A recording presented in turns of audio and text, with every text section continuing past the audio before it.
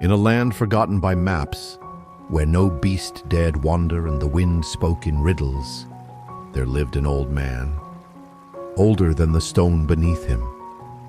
Older, some said, than the stars above. His name was Talamar. They called him the Sand Keeper, for he watched the sands day by day, year by year, not to count time, but to remember it. Beneath his humble dwelling of sun-bleached stone, carved deep into the earth by forgotten hands, there stood a great bowl.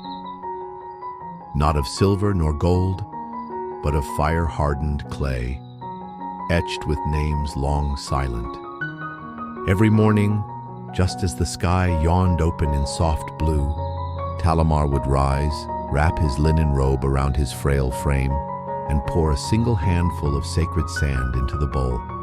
And with every grain, a story began to whisper. For the sand he held was not ordinary sand. No, it was memory. Memory of footsteps long faded, of kingdoms now dust, of children whose laughter once danced through fig trees. And Talamar remembered it all. On the 7th night of the 7th moon, Talamar awoke before the stars had finished their slow turning. He felt a stirring beneath the stones, not of beast, but of memory. The air tasted different that night. Thick, like honey before rain, the silence was not empty. It was expecting. He reached for the ancient jar beside his mat. A vessel passed to him by a mother's mother's mother, whose voice he still heard in the rustle of woven rugs. Inside, the sacred sand shimmered. But as he reached in, he noticed something strange. A single grain, black as coal, sat atop the golden sea, heavy, still, unmoving. Talamar paused, for it was written in the songs of the elders. When black sand comes, the river dreams awake. He stood slowly, bones whispering against each other, and poured the sand, black and gold, into the bowl.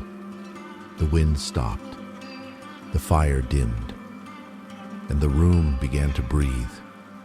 The bowl glowed faintly, like moonlight trapped in clay, and in its surface a ripple formed, not of water, but of time. Talamar looked deep into it, and from within, he saw something that had not been seen in 1,000 years, a river winding through a forest that no longer stood. A river that flowed. Backwards, he stepped closer, and as the vision deepened, he heard the river speak. Not in words, but in memories. Laughter of children, the cries of lost kings, the song of a reed flute played at a forgotten wedding. Then, a whisper, a name. Talamar. It was not the voice of the living. It was older than him, older than fire. It said, "The river returns when the sand remembers. Come, keeper, walk the memory path." Talamar opened his eyes, but the stone walls of his chamber were gone. In their place stood ancient trees, their roots thick as serpents, their leaves wide like sails whispering above. The air was cool, fragrant with old rain and crushed fig. Before him flowed the river, not as he had known it from stories, but alive, moving, breathing in reverse. Fish swam backward, petals closed instead of blooming. Even the sun above spun counter to the sky. Talamar took a step forward. The ground did not sink. It welcomed him as if it knew his feet. And then she appeared, a girl, no older than 10 winters, barefoot, cloaked in woven leaves, her eyes olive green, deep like forest dusk. She did not speak at first. She only watched him, as though she'd been waiting for this exact moment for 1,000 years. And finally, she asked, "Do you remember the first tree?" Talamar blinked. The name echoed like thunder behind mountains. He whispered, "The first tree was lost before fire was found." The girl nodded solemnly. "It still lives," she said, "but only in the memory of sand." She turned and began walking toward the river. Talamar followed, heart calm, though he did not understand. As they walked, trees began to hum, not with music, but with stories. Each tree they passed spoke a tale of births, of battles, of days when animals and men spoke the same tongue. The girl touched one of the trunks. "This one remembers your mother's laugh," she said gently. Talamar stopped. His breath caught in his throat. He had not heard his mother's laugh since the stars were young. The river ahead widened. Its banks shimmered with small blue lights. Memories fluttering like fireflies. The girl turned again. "You are not here to learn, Keeper," she said. "You are here to choose." "Choose what?" Talamar asked, his voice shaking.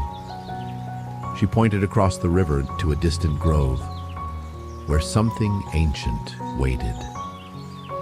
"The fire sleeps on the other side. If you cross, you may wake it." Talamar stared into the water, and the river stared back. Talamar stood at the river's edge. The water ran smooth as silk, yet deeper than thought. He could not see the bottom. He did not need to. The child spoke once more.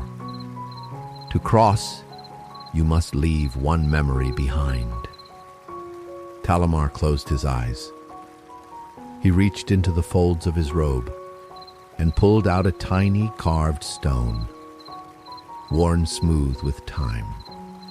His father had given it to him long before the stars had their numbers. He kissed it and let it fall into the river. The water rippled, shimmered, and split. A path of stepping stones rose one by one like breaths between prayers. Talamar stepped forward, not with fear, but with knowing.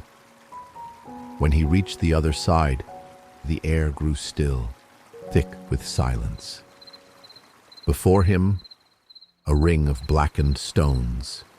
In its center, a pile of ash, the sleeping fire.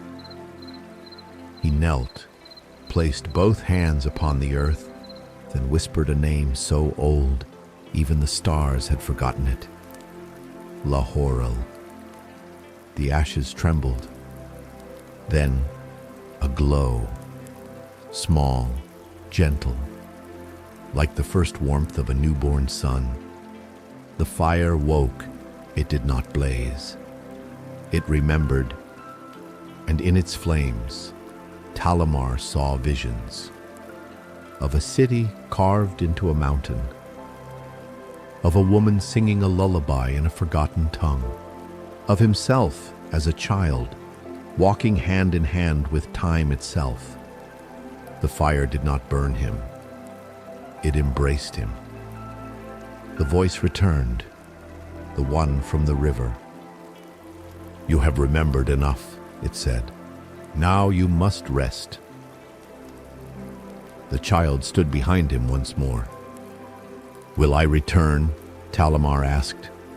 She nodded. All who remember return. But now you must sleep.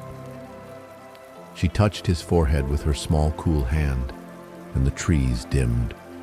The river slowed, the air thickened, and the sand rose.